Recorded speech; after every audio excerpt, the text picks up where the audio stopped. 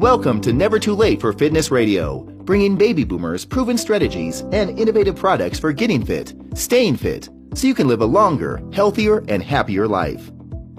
Here's your host, best-selling author and fitness advocate, Phil Ferris.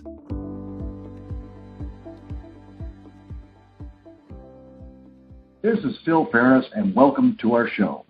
Never Too Late for Fitness Radio provides answers and straight talk about fitness, nutrition, and healthy lifestyles for people over 50. During each show, we talk to real health and fitness experts, solving real problems with proven solutions you can apply in your everyday life. Busy professionals and baby boomers often find fitness and nutrition taking a back seat to their hectic lives and their work schedules. They want to eat healthy and they want to work out regularly, but either they don't know how or can't fit it into their lifestyle. If you can identify with these challenges, this episode is tailored just for you. My guest today is Sohil Farahmand, founder of the Exit Training, located in Ontario, Canada, where he helps working professionals develop fitness and nutritional habits tailored to their busy lifestyle. Through his company, Sohil has helped teach many individuals with different lifestyles to incorporate fitness into their lives and help them reach their total health objectives. Sohil has his Bachelor of Science in Life Science from the University of Guelph. He is a certified personal trainer through the American College of Sports Medicine, a fitness instructor specialist through the Canadian Fitness Professionals, a corrective exercise specialist through the National Academy of Sports Medicine, and a certified nutrition coach through Precision Nutrition. Welcome to the show, Sohil. Thank you, Phil, and thank you for that intro. I'm very excited to be on this show, and let me just say that I've been listening to people who've been on your show in the past, and I think this is an amazing resource for people, and I think your listeners are going to walk away with something meaningful from our conversation today. So thank you so much for having me. Well, that's great. Well, in our conversation, I know that fitness is more than just a job for you. It's your passion. It's your lifestyle. Can you tell us a little bit about how you got into fitness and helping others achieve their health and fitness goals? Sure. Well, I've been an athlete all my life, gymnastics, soccer, martial arts, and got into fitness a lot within my teenage years. And I've always believed that for me to be satisfied with my life, it has to be devoted to making an impact on people's lives. So having such a big fitness background, it was natural for me to make a progression in terms of a career towards fitness. And it was something that I'm already very good at, so I figured that would be a great place to start helping people. And helping people with their fitness is what I decided to devote my career to, basically. I started as a group fitness instructor, actually, in the beginning, and taught fitness classes at various clubs here in Canada. And people loved what I did. And they would come to me after class and ask me all sorts of questions about how to get fit, how to eat, to a point that I realized, for many individuals, group classes isn't necessarily going to help them the way they truly need it. So I felt like I needed to step up what I do and decided to get into personal training. And that allowed me to start training those individuals who needed more of a one-on-one support. Now, what happened, which really kind of changed the way I think about fitness, is working closely with people, you really get to learn about how they live their lives. And I started to see that people's habits are what led them to poor health. And since then, my approach as a personal trainer has always been about helping people develop fitness habits.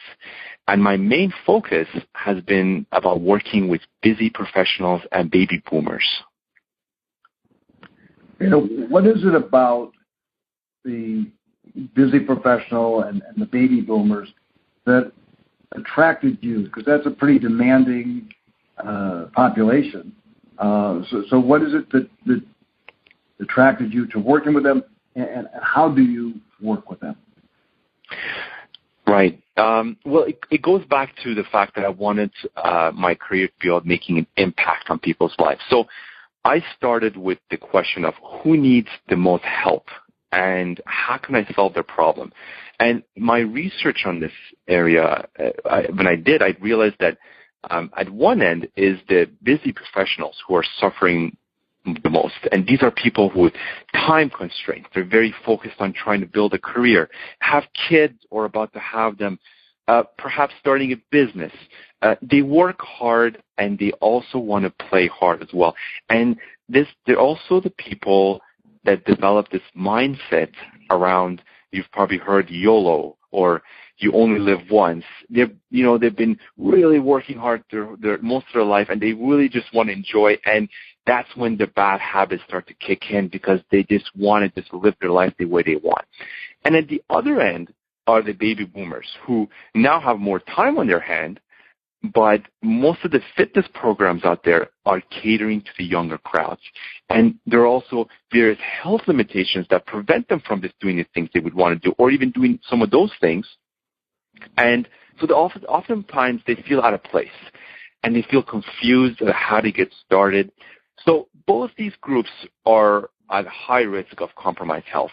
And when we look at how, through aggregated data about people who develop chronic diseases or are, going into the hospitals more often, these are the populations that we tend to see. So these different circumstances, basically, that these individuals are in are what neglect them from becoming active and, again, leads to those chronic diseases.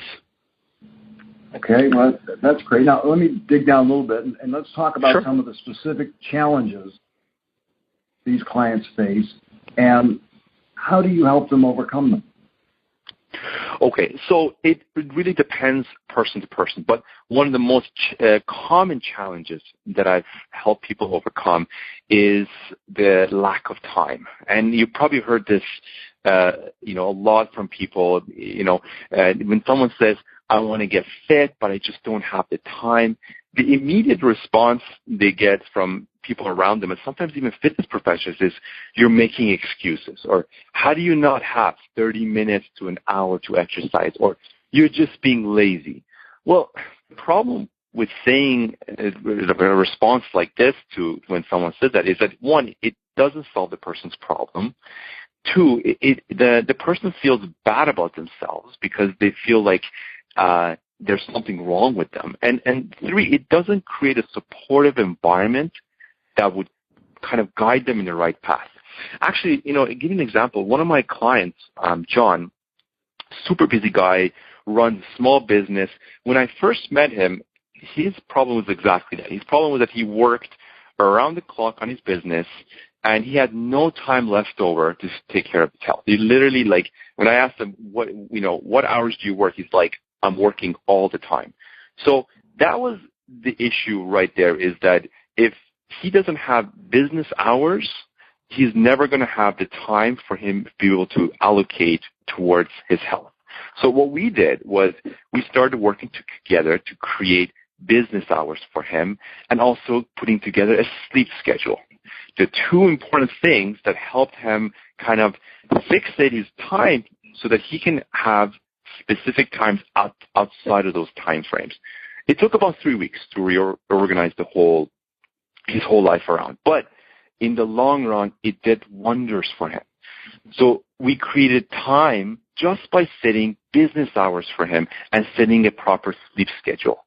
So now that we had the time to exercise, that's when we started our fitness journey, and we started developing eating habits, exercise habits. It came slowly. In fact, we introduced it, one habit at a time, but by being persistent, focusing on the solution rather than the problem, we were able to integrate proper exercise eating routine in his life. And over the last 6 months that we've been working together, he's stayed consistent. Why? Because we set up a great foundation right off the bat. So I believe that the best approach for people, the takeaway from this little story is that you need, if time is an issue for you, you have to look at how your time is being allocated in your life and try to minimize in certain areas that you feel like it's being wasted, or try to set yourself work schedules, right? If you're starting running a small business and you're working from like 6 a.m. to like 11 p.m., a lot of people are like that, well, is that when your customers really need you? Maybe you can shorten that times on certain days and you can fit in health activities because this is your life. You're the most important person in your business. So you need to take care of yourself in order to take care of your customers as well. So, yes. Yeah, let me ask you, you made a point that you set out specific times for him to sleep. Why was that important? So time for sleep is important for many reasons. One, if the person hasn't got an adequate amount of sleep, they're not going to have enough energy to do other things in the day because activity like exercise requires energy. So sleep is a big one. And also sleep affects your cravings for the rest of the day. When you don't have enough sleep, your energy levels are going to be plummeted. And your cravings for things that provide quick energy, like these simple sugars, like carbohydrates, like sweets, are going to be elevated. You're going to have a lot more craving. And it's going to be much more difficult to deal with those things. So sleep is very, very important to start with. And, different people need different amounts. But the most important thing is if there's a schedule, there's a time that you're going to bed, and there's a time you're getting up. And if you're the kind of person that says, well, I got to start work at 8 o'clock, and I don't have time late in the evening because I got to come and take care of my family to come and exercise, well, then you start to think about morning exercise, right? Getting it out of the way early in the day. And if you have a proper sleep schedule, well, you're going to get to bed at the right time. You're going to get adequate amount of sleep, and then you're going to be able to get up in the morning and get that 30 to an hour exercise before you start your day. Well, I think that's a great piece of advice. I have a lot of busy executives that I know that's when they do it. But let me ask you another question. And this is, how did you get John to trade some of his work time for sleep time? Because you're saying he's the type of guy that says, I got to work. If I'm not working, I'm not making money. And so there had to be some trade-offs. How did you get him to agree to say, okay, I'm going to allocate some time for sleep? Because there's got to be a benefit to him as to why he would do that. Well, what we started to look at is efficiency. I think that was the most important thing. One of the things he was doing is, for instance, at the end of the day, he was answering a lot of emails and, getting he was basically piling up all the emails that he had to respond to the end of the day. And that kind of pushed them to stay up late, replying to emails. And when you're sitting in front of a computer screen for, several hours and you want to try to go to bed after, it's fairly difficult to fall asleep. So that would cause him to actually stay in bed, roll over for like another hour or two, trying to fall asleep, which then got him very little sleep. And a lot of times he would not have any energy left over, getting up in the morning. So getting him to, for instance, do some of those emails, take the load off in the evening, and actually reply to him throughout the day, really helped him a lot. So when he came home at night, he didn't have that much work to do, and it allowed him to finish his work early, not being in front of the computer screen till like 11 o'clock at night, and then his sleep actually improved dramatically from that. Okay, so you kind of appealed to his need to be efficient. Exactly. And so that takes, that means you had to really look into his work life and work schedule in order to figure out a fitness schedule. So Exactly. It's a lot more getting involved in the person lifestyle and what they're actually doing, because just saying, do this, it's not going to work, because people get on a certain routine and that routine works for them. And if they want to introduce something new for themselves, then the routine has to break apart, right? It needs to change a bit in order to fit something else inside it. So when it comes to developing habits, you have to think about routine, and routine really you have to look at the individual's life, and it has to be tailored to their particular lifestyle. Okay, I think that's great, because it's you can't just take away a habit. You have to replace it with something, and that something Exactly. has to be as satisfying or more satisfying than what they were getting from the old habit. Otherwise, they'll go back to the old habit. So that's that's a great takeaway from me. Also, what I'd like to do now is drill down a bit into what you offer your clients, because you offer more than just being a personal trainer. You incorporate nutritional counseling as well as fitness training. Why is it important for you to be able to offer both to your clients? Well, nice to mention that. Well, you know the notion that when you love what you do, it doesn't feel like work. Well, it turns out that this is also true when it comes to fitness as well. Getting fit has its struggles. It's a lot of work. But let me say that again. If you love what you're doing, it doesn't feel like work. And that's what I want everyone to experience. The approach I take is to guide my clients towards small accomplishments each and every week. Anything I can do to help them accomplish something new, that kind of helps with their fitness, that's what I'm going to be doing.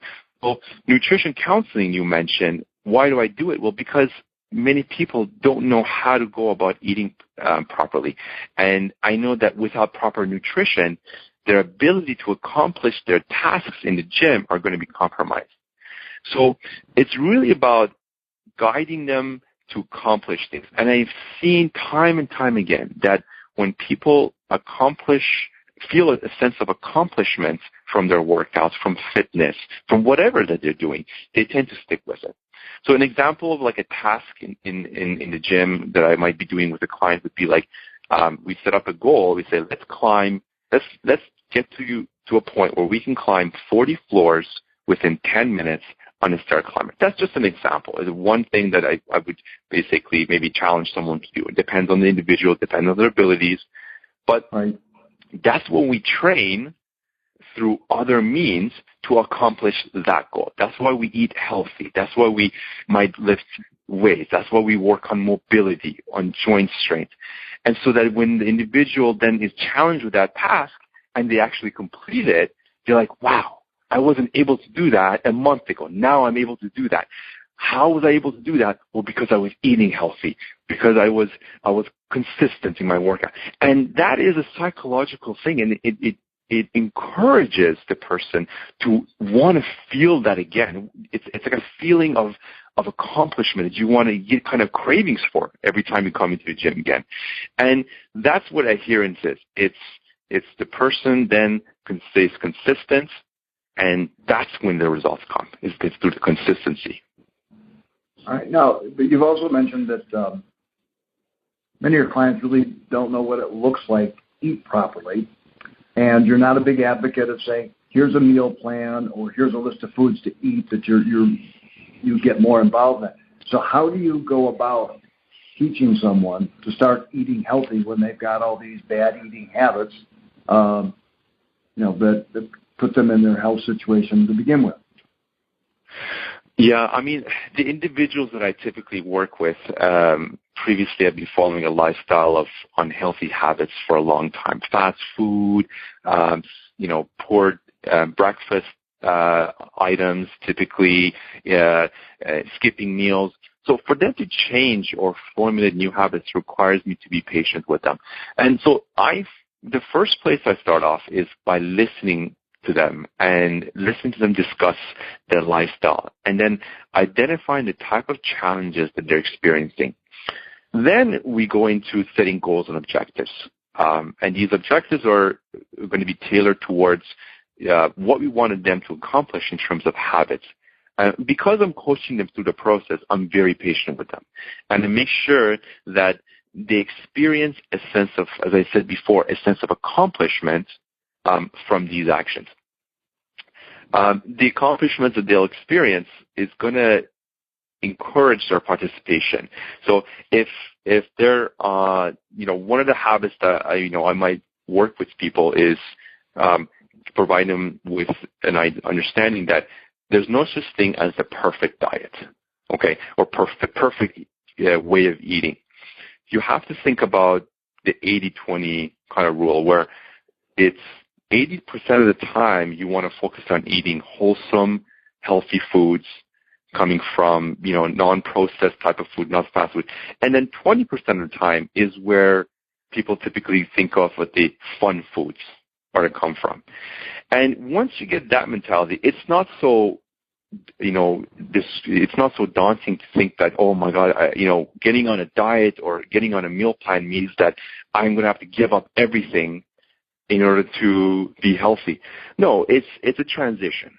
And that 80-20 really gets them to think about that 80% of the time, what they do most often is what really counts. And that, the stuff that are the so-called fun foods are there to kind of put things in perspective. It's to encourage them to do the other 80% of the time actions. So, my experience, what I've seen is that individuals feel a sense of accomplishment from their habit when they're feeling that they're making changes in their lives, and they stay consistent with them, and then they end up getting amazing results that way. Can you give me a specific example of a specific eating habit that you were successful in changing that led to that feeling of accomplishment? Sure. Let's take, for instance, one of my clients, Dan, was big time. He was really into eating junk food, and he actually felt like he had an issue with that as well.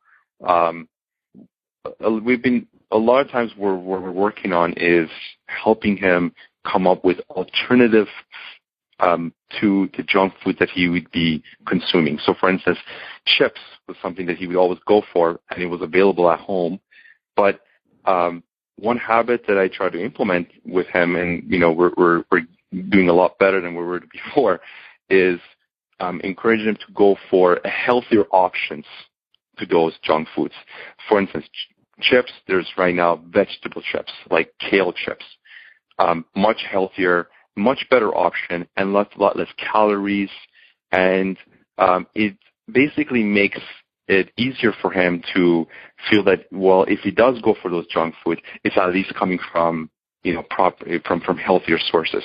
So that's one of the habits that I incorporate in his life, and it's helping a lot. I think it's going to put him in a position where he starts to think about food a little bit differently, and he won't miss certain types of food that he says, oh man, I cannot eat chips anymore. Well, you still can, but we're going to eat the healthier option.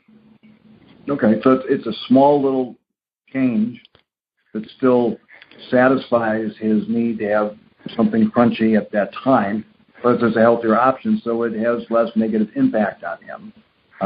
Yes, it's still not about being perfect and going and having fresh vegetables.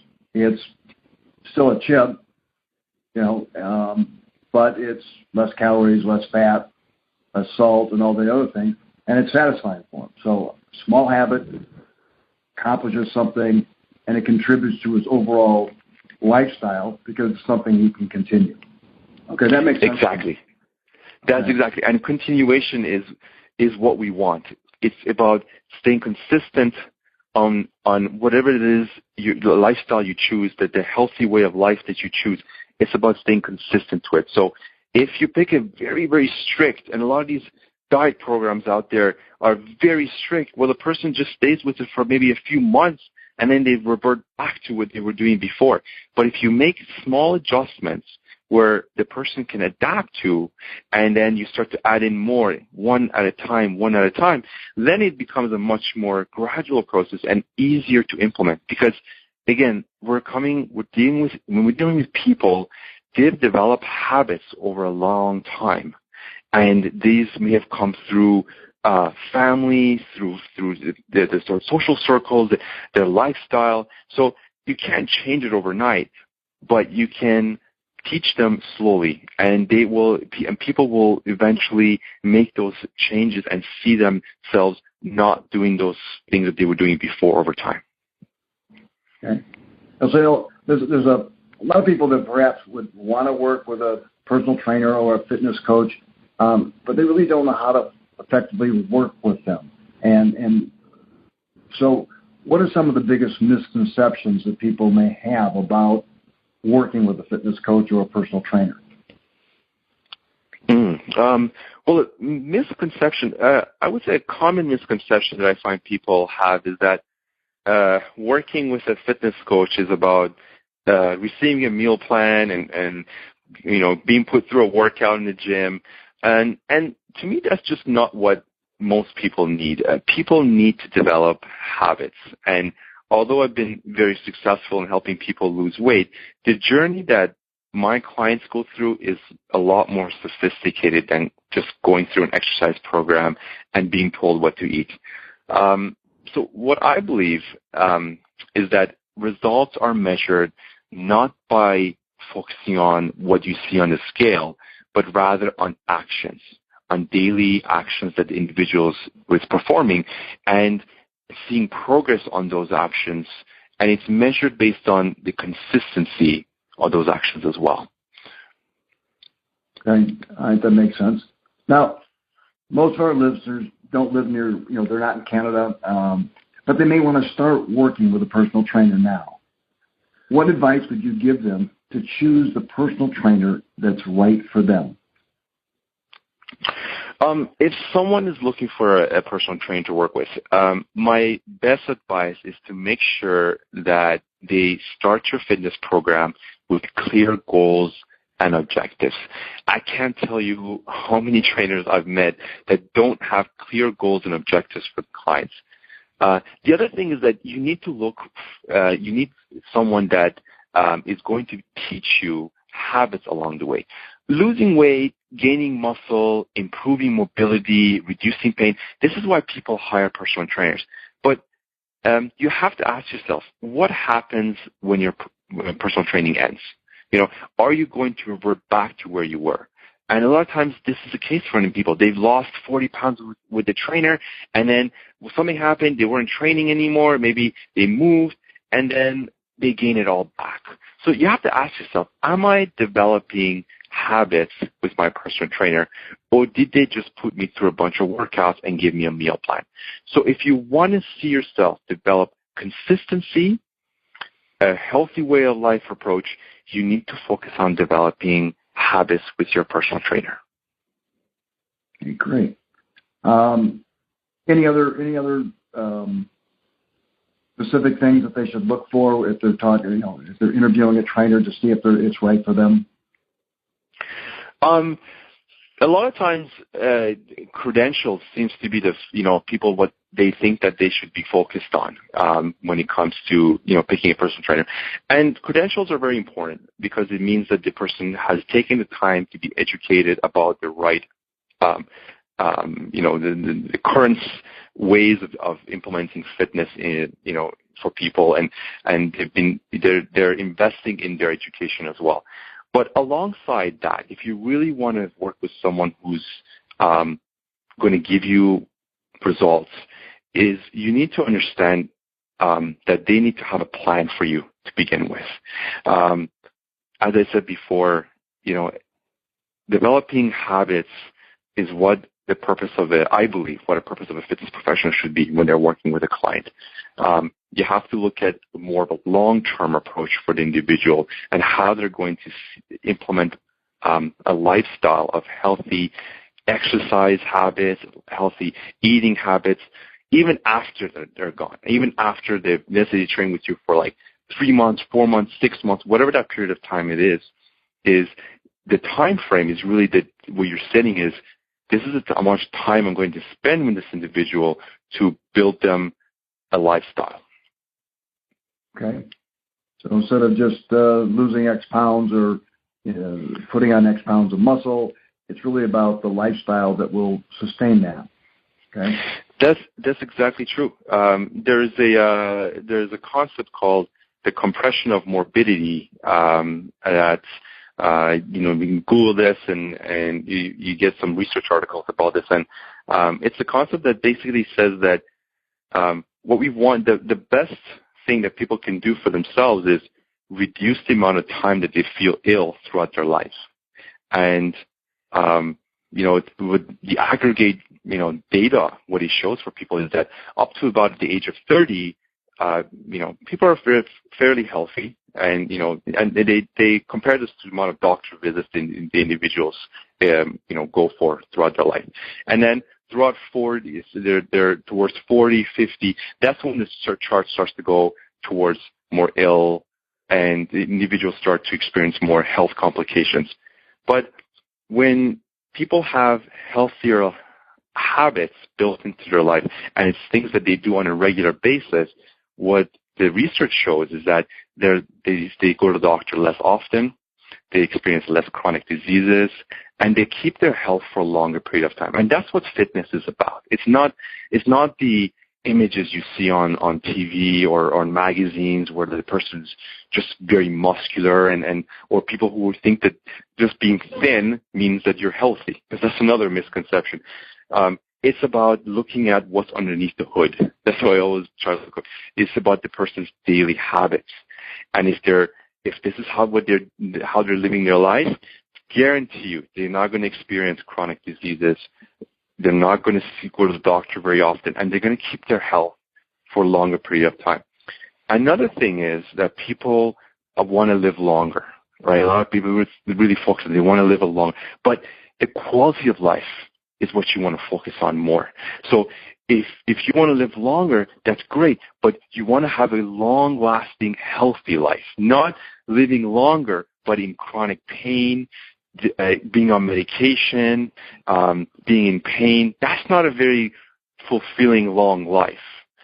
So it starts today. It starts with building habits, slowly adding on, and getting active. And it can be as small as like 30 minutes a day, not even every day, three times a week, something to get you moving, and you start to kind of see gradual movements moving forward.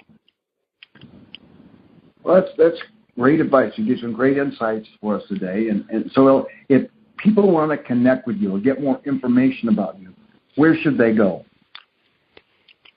Sure.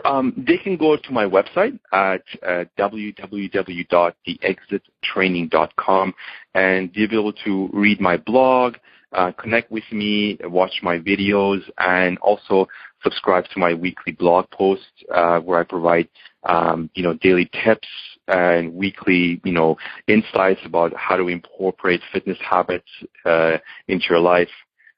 So, yeah, that definitely would be the best place to go. That's the exit, is that right? Yes. So just the website, www.theexittraining.com. Theexittraining.com. That's it. Well, so thank you so much for sharing your experience, your passion, and your strategies for helping people get fit, stay fit, and live a longer, healthier, happier life. I thank you very much for being with us today. Thank you for having me, Phil. It was a pleasure. Great. Have a great day. Thanks. Bye-bye. You've been listening to Never Too Late for Fitness Radio, hosted by Phil Ferris. To learn more about the guests or resources on our show today, or to listen to past episodes, go to nevertoolateforfitness.com.